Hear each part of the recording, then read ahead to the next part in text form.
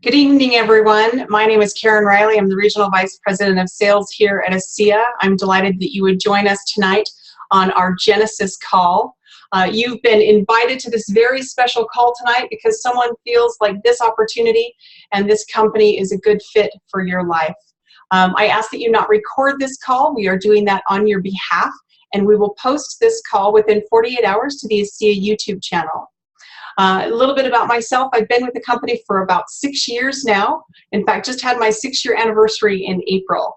Best decision I ever made joining this amazing company.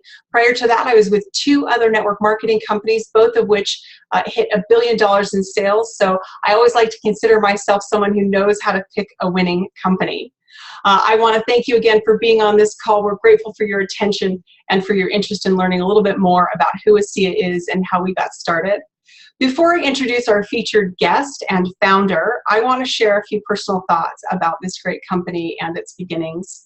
I recently read a book about Ford Motor Company, and while I was reading that book, the thought came to me about great visionaries of this country and in this world. People like Henry Ford and Thomas Edison.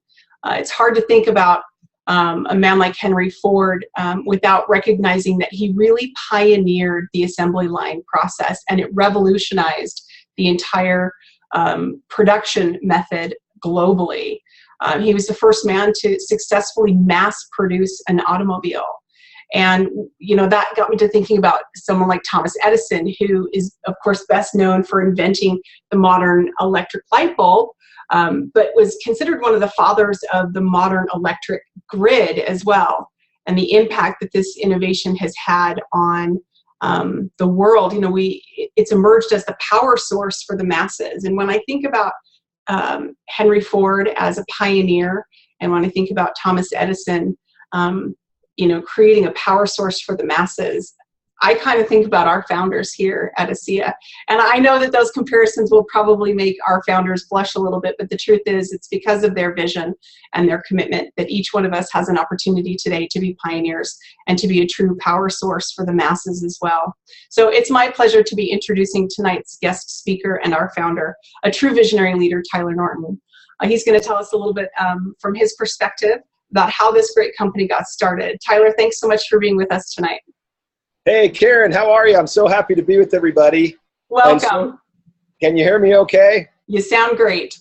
Great. Well, I'm delighted to be with everybody. In just a minute, I'm going to stop my video and just work off of audio and the actual screen share, but I wanted to say hello to everybody and particularly thank those of you that might be joining tonight as guests, invited by someone else who is believing, as Karen said, that you ought to be taking a close look at this company.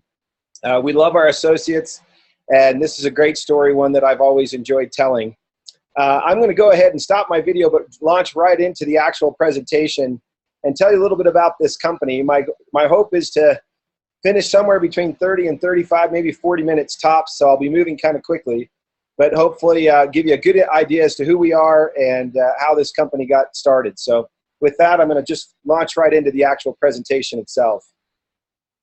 Well, you know, the ASEA Genesis story from my perspective is really kind of a confluence of a lot of remarkable opportunities and remarkable experiences.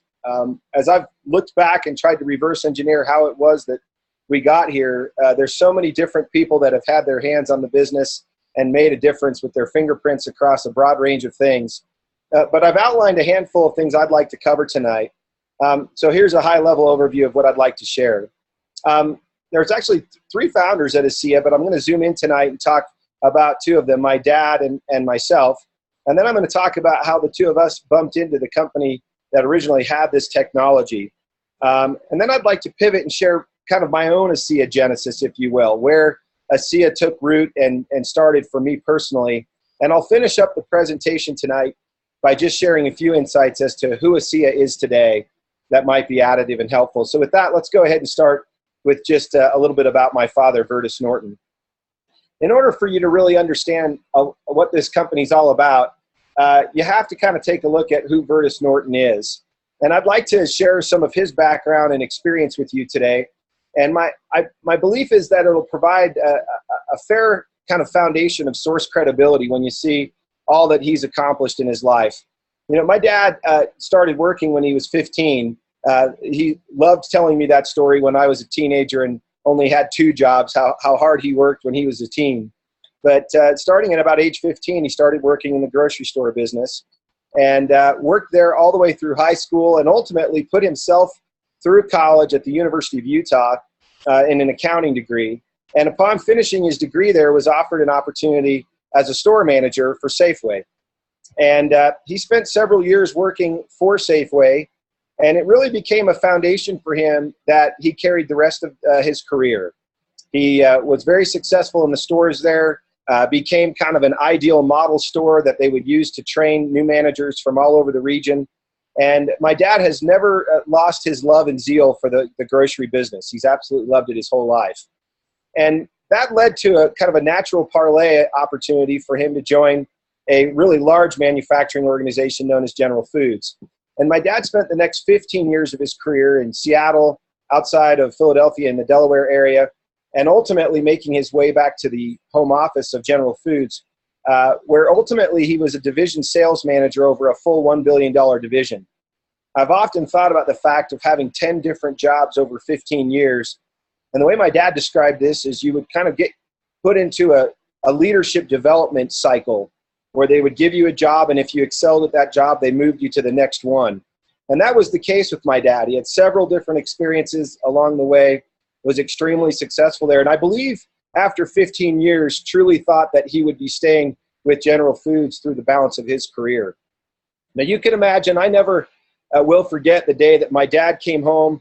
I was a freshman in high school, and told me that we were moving to Ohio from Connecticut, where I had spent the last 10 years. And I promptly told he and Mom that I was not too terribly excited about moving from Connecticut to Ohio. I was a New York Yankees fan and not a Cincinnati Reds fan, but nevertheless, Dad said we were moving. I'm the youngest of 4 in our family, and my sister was in her senior year, about ready to finish, and I was in the middle of my freshman year when we moved to Ohio. And my dad was recruited away from General Foods, quite surprisingly actually, and went to work for Hobart for the better part of 5 years. Hobart at the time was a $500 million business in total, and Dad was brought in as the head of sales originally, and then ultimately sales and service, where he had a great career there for that 5-year window. Now, if you don't know anything about Hobart, it's probably the top of the line commercial food equipment company in the world. For just about any restaurant or a grocery store or even deli will have a piece of Hobart equipment, whether that's a slicer, a scale, a mixer, as you can see in the background there. And after a few years, like I mentioned, over sales and service, they actually named my dad the executive vice president, and he ultimately ran the company for a few more years before his next recruiting away opportunity. And this was an important transition for my dad because, as you saw earlier, he'd largely been involved on the sales side of the business, but his responsibilities at Hobart gave him oversight of the entire P&L, which that general management experience was a great springboard for him to return to the broader manufacturing side of groceries when he returned next to Kraft. Kraft and General Foods had been merged during the time that my dad was with Hobart. And so several of the senior executives at Kraft were in fact folks that he had worked with at General Foods. And that proved to be very favorable for him and his career because they recruited him back to head up a side of their business that they referred to as the Channel Group. It was a $1.5 billion division of Kraft, which was a $36 billion company at the time. And he had a remarkable experience there, taking probably the best known brands in the world into several different distribution channels they had that were kind of unique distribution channels. One was convenience stores, for example. He was responsible for all of the distribution to that channel, military sales, as well as even some unique geographies like Alaska and Puerto Rico and Mexico. And Dad was responsible for cobbling together all those different businesses and distribution channels into one oversight. And they outperformed the general Kraft business significantly for several quarters until such time that they wanted to know, okay, what is it that you're doing there that we're not doing at the company level?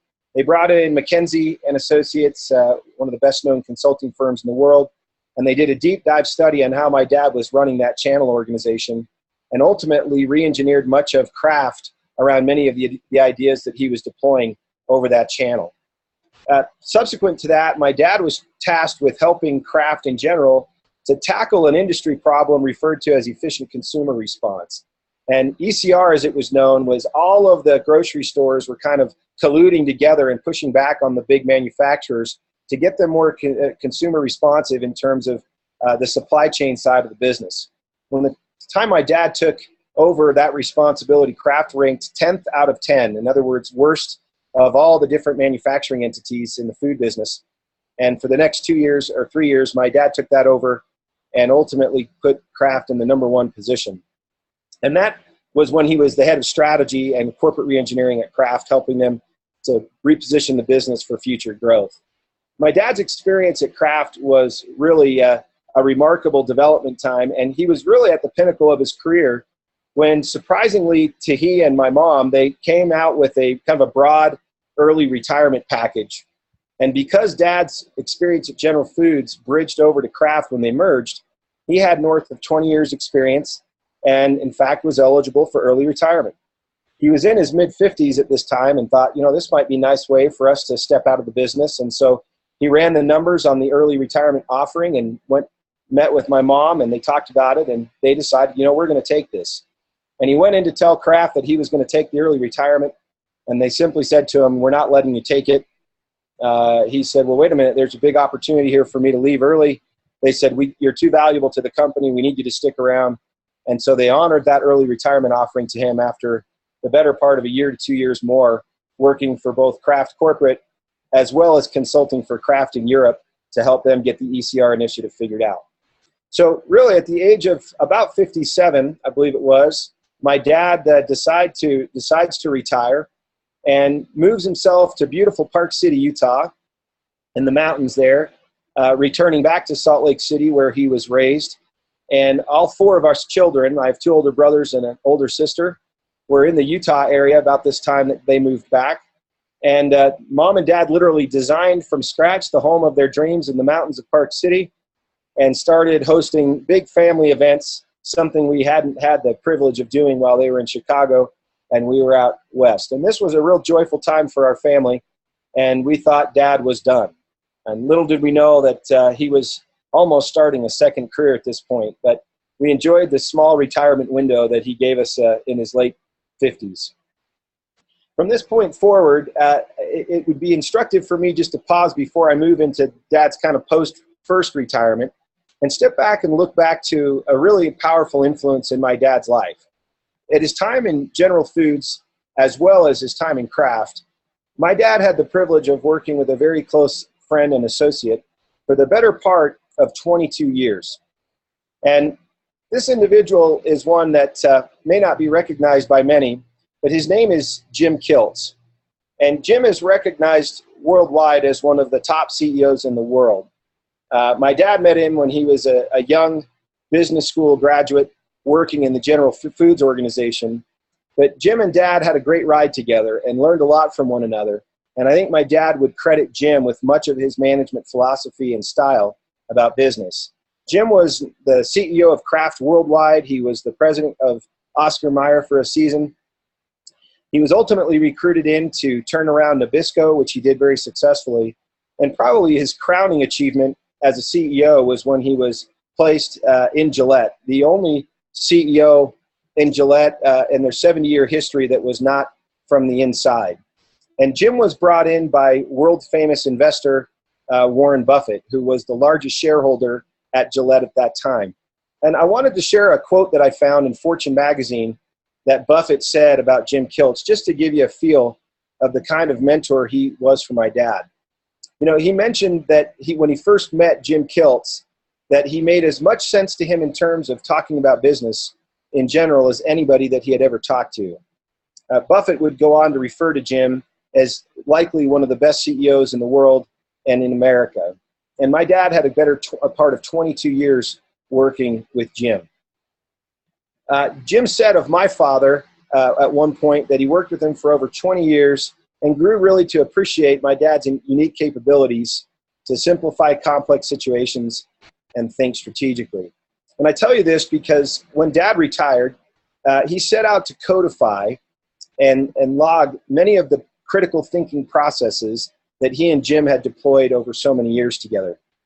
And that started to take shape in such a way that it became a consulting offering of really high value. And my dad placed the name on it and called it Strategic Link. And Strategic Link was really nothing more than a form of practical, simplified strategic planning that was linked to doing things on a daily basis, making sure that what you were accomplishing every day was actually linked back to a clear, cohesive strategy. And the actual process itself was a 4-quadrant process and 12 steps. The first quadrant was taking time to assess the broad playing field that your business was in. The second was articulating how you feel about it. The third quadrant was identifying the actual strategies you plan to do about it. And the fourth quadrant, super powerful, was how you were going to integrate your execution efforts and going to get everything done. And as you might imagine, the 12 steps on the inside of that compass expand out into a series of very significant disciplines that would help a business to actually begin thinking more strategically. Now, you may say, well, why all this background? Why is it relevant? Well, you'll see how this strategic link process played a pivotal role in us identifying the technology that's now associated with ASEA. And I'd like to pivot at this point and just back up a little bit and tell you a little bit about myself.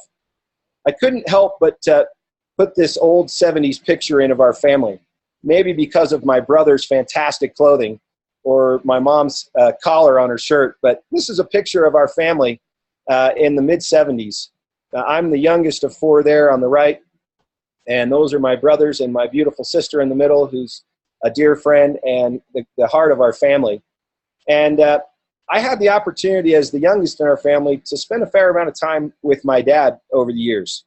I will say I didn't play a lot of baseball and football with my dad, but I did talk a lot with him about business and strategy. And the greatest achievement of my life is, in fact, my own little family. I shouldn't say little. I have 6 kids, ages 19 all the way down to 6, 5 boys and 1 princess of a girl who puts up with all of the boys, and the love of my life, my wife, Allison.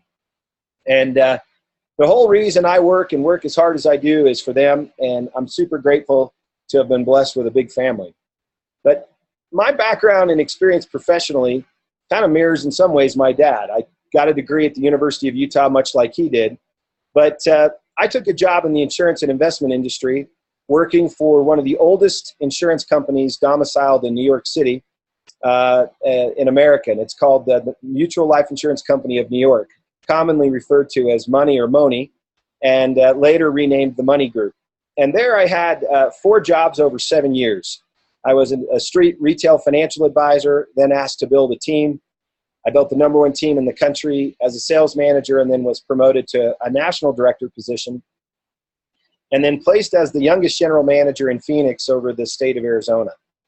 And it was about at this time that my dad was retiring to Park City and beginning to codify the strategic link process that I just shared with you. And I went to him and said, Dad, I really want to learn how to think more critically and apply that in my business. And I can tell you that the second my dad taught me how to think this way, my career took off. I was recruited to a regional company back in the Salt Lake City area and brought in as a 31-year-old vice president, over 80% of the revenue, and then was promoted to senior vice president and ultimately responsible for all distribution in that industry, referred to as a chief distribution officer, reporting to the CEO.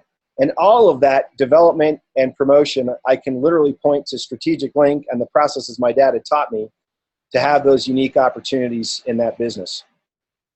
When the economy took a downturn, I was asked and tasked with selling off a portion of the business, which I did to a Goldman Sachs portfolio company named as InSphere, where I served contractually for 1 year and then ultimately pivoted my career in my late 30s, wanting to go out and just do consulting work with this strategic link process. And that's instructive because it kind of leads to how we ultimately got to ASEA. You see, the technology that we found was really a function of that strategic link process.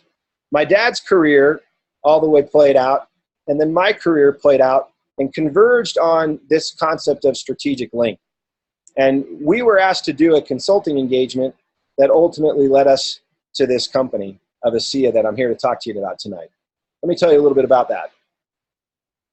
When I was working for this organization, Beneficial Life, I began teaching Strategic Link to many of our top producers in the field. We had several thousand distributors that worked all over the country, and I would handpick our most productive folks and take them to a retreat to teach them these critical thinking processes.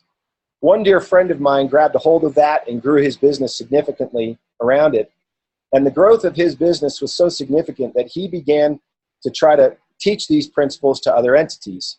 And he called me one day and he said, Tyler, I need you to help me with a company that I've invested in that has some unique products, but has a trouble with strategy. Would you be willing to come meet with them?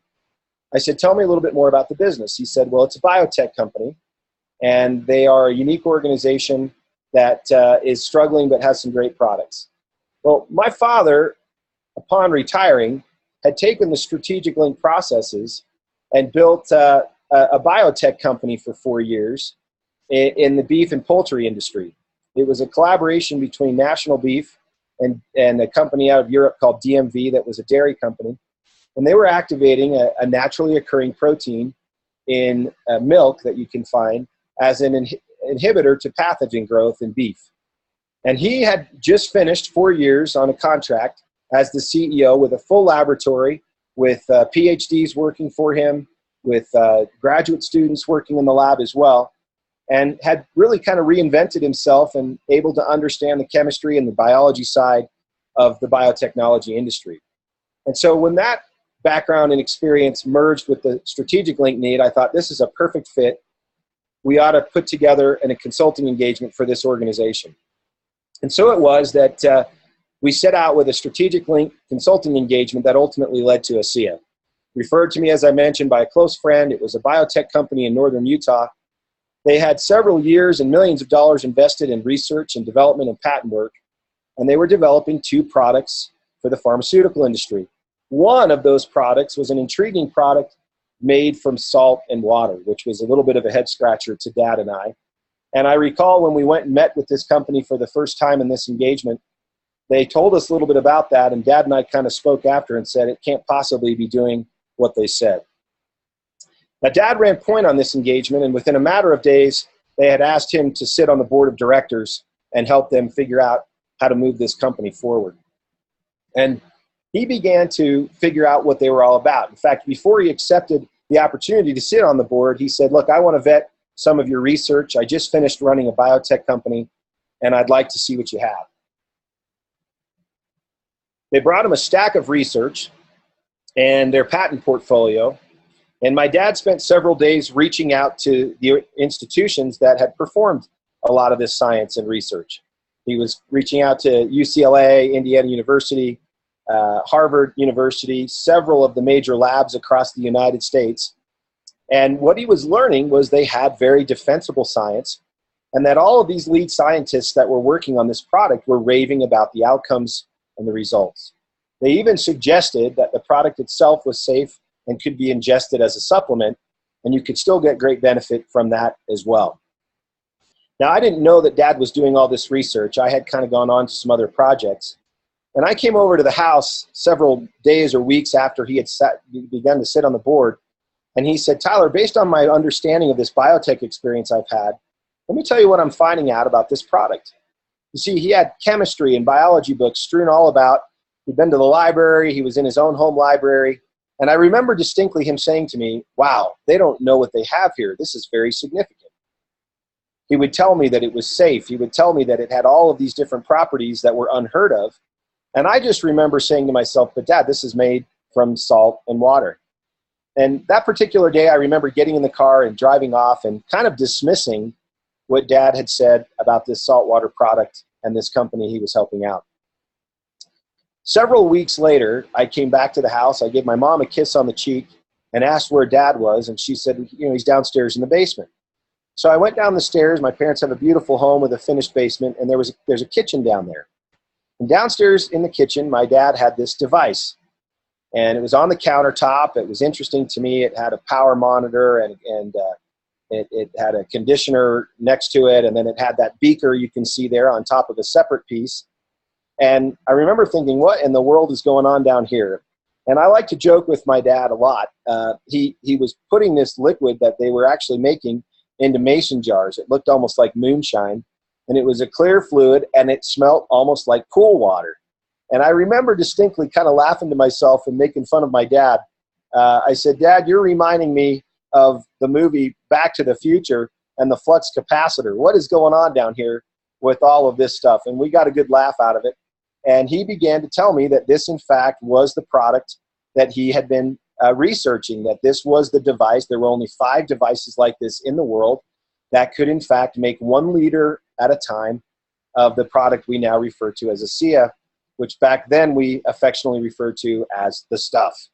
And I remember Dad saying, "Hey, drink some of this," and I kind of respectfully declined and left the house. Now, there's one thing I've covered up on this device that has become kind of a part of the lore of our company, and that is that at one time they had sent this device, that the little company, the biotech company, had sent this device overseas to do some testing. And they were concerned if it went through customs that people might not know what it was, and they might actually tamper with it.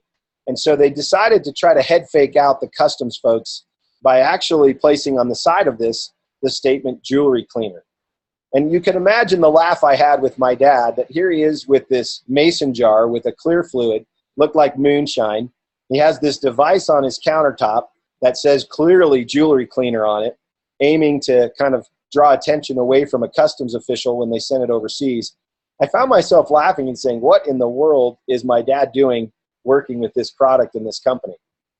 Well, I had my own kind of ASEA Genesis experience after driving away that day, because you see, several weeks later, I was actually at a church meeting, and I was attending a church meeting where we were talking about the needs of our members of our congregation.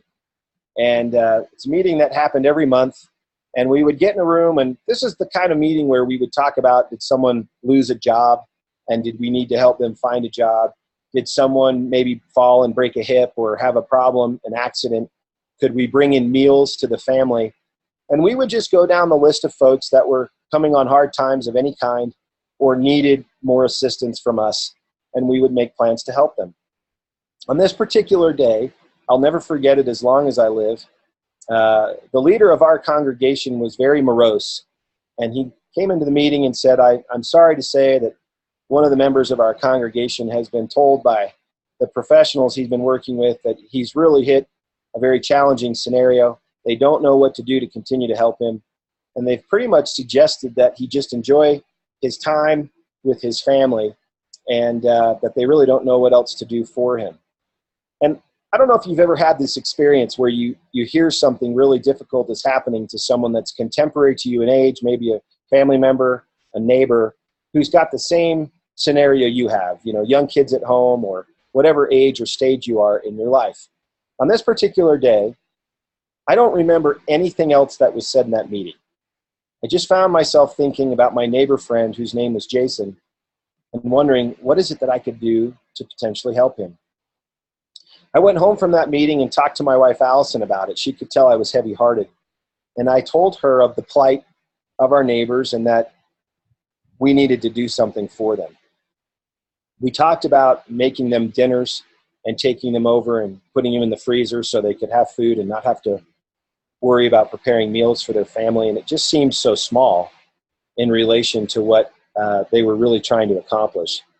And I remember saying, well, what about taking the kids for a weekend so they can get a weekend away? And even that seemed small, although a nice gesture. And then can you imagine when I started thinking about the stuff?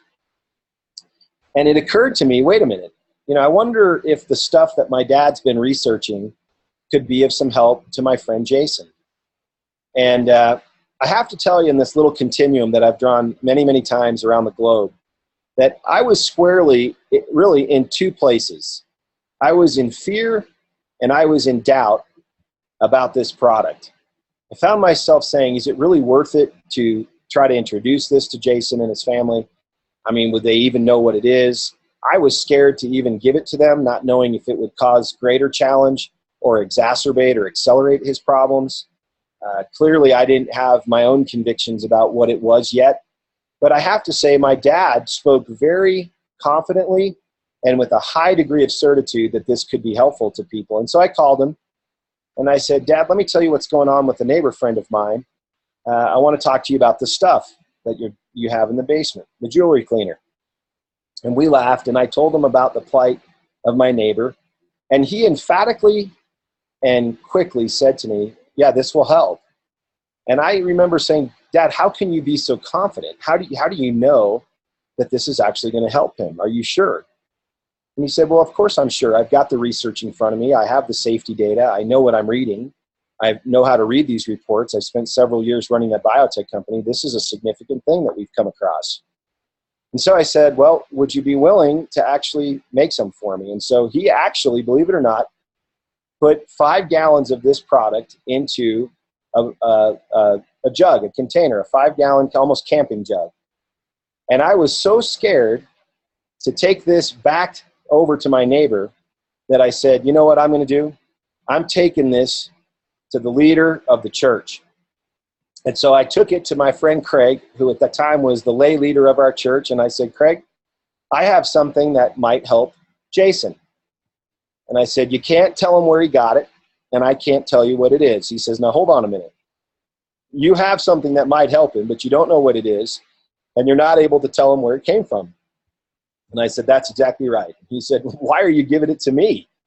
And I said, Craig, I'm so frightened that I don't want to take it to him. And he goes, well, why would I want to? And I said, because you're a church leader and you're supposed to help people. And so it was that he looked at me and said, I'll do it. You know, an almost what do I have to lose type of scenario. And sure enough, he walked it across the street, knocked on the door to Jason's home, and gave him the container of the stuff. At that particular point, I kind of dismissed it in my heart and mind a little bit and said, well, I've done something. I don't know if he'll drink it. And one of the great miracles for me of ASEA is that he actually did. And I'll tell you the postscript to the story here in just a minute. You know, my dad's background kind of culminated then with them realizing, my dad and a group of other investors realizing that, you know what, this company's in trouble. He jumped off of the board of directors and put a group together to purchase the research and patents of what is now ASEA, this stuff, the product. He was taking it at that point in his life, drinking it and getting a benefit. He had shared it with several other people. As I just mentioned, I had shared it with someone, but still had yet to hear back from them of any result to speak of. But Dad put a team together, and they went ahead and purchased the research and the patents on the product. And it was at this time that we started to actually hear and understand words of their research of the concept of redox signaling molecules. We started sensing and seeing the notion of cellular communication. My dad was working with scientists, and they said, this is a redox biochemistry product. And one scientist I went to lunch with even said to me, Tyler, this could potentially be the single greatest health science breakthrough of yours and my lifetime. Now, you can imagine what's going through my mind at this particular juncture. People were telling me that of the trillions of chemical reactions that happen in the body, simultaneously, they're happening in a saltwater environment. They were telling me things like 60% of our body is made up of water. In little children, it's up to 70%. And that 83% of your lungs are actually this water. 73% are water in the brain and heart. And so I said to myself, you know, maybe there's something going on here. The science started to play out. But this was an interesting challenge for my dad because they originally bought the technology and the patents with one real goal in mind, and that was, hey, we can turn this around. We have several contacts in the pharmaceutical industry. Why don't we just turn this and flip it? We'll sell it to an outside body. And to my dad's credit, they actually hosted a major pharmaceutical company. They flew out on a private jet. They went through all of their research. And they said, you know, we think you've got something here, and we'd like to engage in a contract with you guys and write you a check that will make sure you don't want to talk to anybody else about what you have here. And they proceeded to tell my dad that there was a catch to that, and that was that he could no longer share the product with anyone. And at this particular point, similar to my friend Jason, my dad and the other associates that had purchased this were out sharing the product pretty aggressively. They knew the safety data was legitimate, and they were sharing it. And they went home that night and deliberated quite a while and decided that they were not going to sell the product, that they were concerned that it wouldn't get out to the world, and that they were also convinced that the world needed it. And that was really the genesis and decision of my dad creating a network marketing company. Now, I should say parenthetically, here's a 69-year-old man creating a network marketing company that sells a saltwater product from Salt Lake City, figure that one out, and is doing it in the worst economy since the Great Depression. I mean, this was not a high probability success decision. But knowing my dad's background and all that he's accomplished, and knowing that the product really did deserve to be in the hands of people that needed it, my dad set out to not sell the company or the patents and research, and launch into the network marketing space, which has proven to be a great decision, as you'll see in just a minute. Now, the epilogue to my story is that I got a phone call back from Craig, the leader of the church. He told me that I was not going to believe what was happening, but that our friend Jason's challenge had improved, that he was convinced that the stuff was making a difference, and was actually calling Craig to ask how he might get his hands on some more of it. And you know, this kind of had an effect on me personally. I remember calling Jason and saying, Jason, I need to hear straight from your mouth. I'm the one that gave the blue jug to Craig, and Craig gave it to you, and I'm embarrassed to admit that I was a bit frightened to share it with you. He's telling me that your situation's improved dramatically, and I'd like to hear it straight from you. And he proceeded to tell me things about this product and the effect that it had had on him. And these are things that I've heard all around the world on several different occasions from many people. And if I return back to this notion of the stuff and this moonshine, I started to find myself asking this question: what if? What if everything my dad's telling me about this product is in fact true? What if the research is true? I started thinking about the real simple solutions in the health sciences over the years. Things like in the 1920s when they came out and said a certain type of mold would actually help you. And I started thinking, well, maybe there are very simple solutions to problems that people are overcomplicating. And I found myself on this little continuum that I've talked with you about, shifting from fear and doubt, just briefly though it was, I found myself kind of moving into this place of hope, this what if place. And I have to be candid with you guys. I'd love to tell you I shifted directly to hope and was super confident about it. But the truth is I was moving back and forth from hope to doubt. I would tell myself, wow, this is an amazing product. My friend Jason came over to the house. I put a video camera on him and said, tell me your experience using this product. And he said the most amazing things. And when he left the house, I sat there and thought about it and found myself really in this hopeful state. And then I would pivot back to doubt. And I would say, God, you can convince yourself of anything. Your mind's its own pharmacy. If you just believe something, you know, you can definitely make it work. And so it was that I had this back and forth experience with hope and doubt. Now, I have to say that of all the things that will help to keep you closer to hope, it's more experience. And that's exactly what happened to me. My first hash mark, of course, was my friend Jason. But as I started to get more involved in helping my dad, I started speaking for them at various events and started actually doing recruiting events as they were launching the company. And pretty soon I was traveling and I was going out and speaking to people, lots of them. And at the end of each meeting, they would come up to me afterwards and there would be lines of people that all wanted to share a personal experience they had had with this product. These experiences were significant. They were families and individuals. These were real people whose lives, whose quality of life and health had improved. And I found myself really going to a special place and saying, you know what? I don't know that I hope anymore. I'm actually starting to believe. And I have a really strong conviction that there's an interplay between hope, experience, and belief. And in my case, the more I heard about it, the more I talked with people about their experience, just like my dad had experienced himself, the more I realized that each experience I had was bolstering my hope, and that hope and experience was bolstering my belief, and it became a really powerful triangle for me. It got so strong that ultimately there kind of became a wall between going back to doubt and fear, and the product was no longer on trial for me. I started to realize that this was a cause that had great purpose and ultimately led to the final stage of this continuum, which is action. I believe that all meaningful action is informed by belief. And if you believe something and gain your own convictions about it, it tends to prefigure movement and action. And that was definitely the case with me. Now, let me tell you a little bit about ASEA today and kind of where this has all gone since those days of the early product. That would have been the late 2000s when all of those things occurred. But ASEA today really is a magnificent story.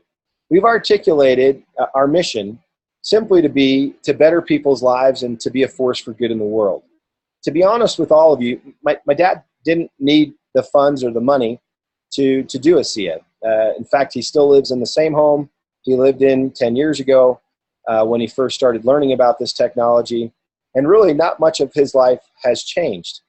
But when he knew that the product could make a difference, and I can assure you it has made a difference in thousands of people's lives around the world, he really set out with this noble purpose in mind, to be a force for good and to truly better people's lives.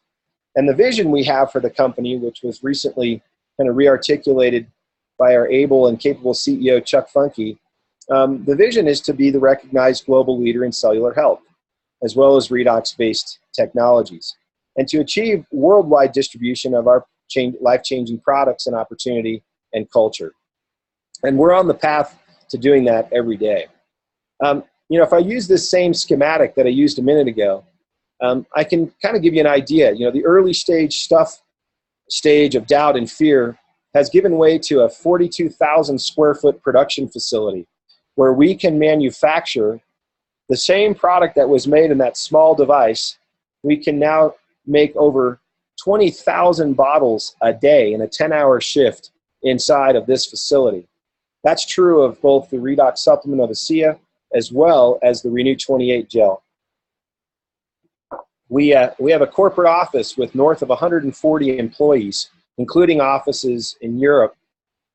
We've opened the product for sale, registered and totally legal sales in 26 different countries that have accepted the product. And we've grown to almost 200,000 associates, not including those that are buying the product as a preferred customer. Our sales year over year have climbed almost to $80 million total since the beginning of this company in just the 5 short years that we've been in business. And our product set, particularly this ASEA Redox supplement product, we've sold almost 9 million bottles of that product and expanded the Redox technology into a skin care solution and a total body Redox-based skin solution, helping you from the outside in, as well as the supplement product we started with that helps from the inside out.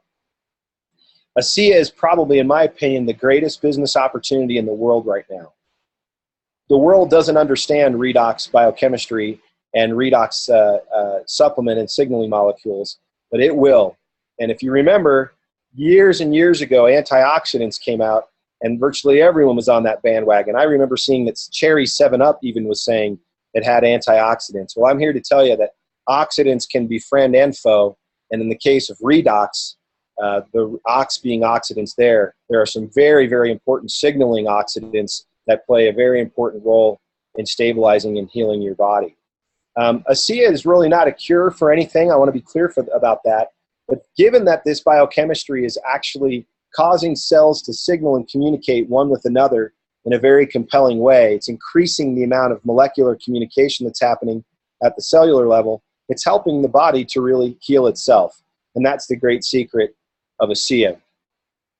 As for my dad, he retired again just last year, and we honored him at our 5th annual convention in front of really thousands of people. This is our extended family here in this picture, and my mom, who's the real secret weapon of our whole family. She's amazing. And we're grateful for my dad and all that he's done, but he's passing the torch to a great leadership team that we have at the corporate offices in Salt Lake City, led by our CEO, Chuck Funky, and President Jerem Webb, along with Kurt Richards, who round out the executive committee, and a great team of executives that really cross the whole set of disciplines in the enterprise. And I would just tell you that ASEA is a remarkable opportunity, a remarkable company, and one that's worthy of your best attention. If you've been invited today to consider understanding a little bit more about what we're doing, I would suggest to you that you're not invited by accident. There's something very significant happening around the world and around this technology, and I would simply like to challenge any of you that are considering this tonight to give real serious consideration to joining in and doing exactly what I did. Maybe starting from a fear or even a position of doubt, but begin sharing it with others and let the experiences kind of fill you with hope, ultimately arriving at belief and greater action. Karen, I'm delighted to have spent the time with all of you guys tonight and hope this brief overview of my dad's background and experience and how that intersected with the things he taught me and led us to this technology and really where ASEA is today. It's a delight to be with all of you and hope this has been a helpful overview of some of the insights as to how this company started. Thank you so much, Tyler, and thank you to everyone who joined us tonight. It's truly been an honor to hear this story. I can hear it over and over again and get the same feeling. I am at the right place at the right time with the right team. I'm so grateful for Tyler's leadership, for Vertus's leadership, for the amazing founders that started this company. I'm grateful that you would take the time to learn a little bit more about how this great company started. I invite you to get back to the person who invited you on this call to learn more about the ASEA opportunity and products that Tyler talked about this evening. I'd also like to invite you to invite additional guests to learn more about the ASEA financial opportunity. We're going to be hosting a very similar call tomorrow evening at 7 p.m. Mountain Time, same dial-in information. Our Senior Vice President of Sales, Justin Wilson, will be hosting that call tomorrow night. And he's going to outline for you just how powerful this product set is when you build a network of people and the residual opportunities of income and the impact that it can have on your life and the lives of those that you love. So thanks again for being with us tonight. I hope you feel what I feel tonight. Again, right company, right time, right people. We'll see you tomorrow. Thank you.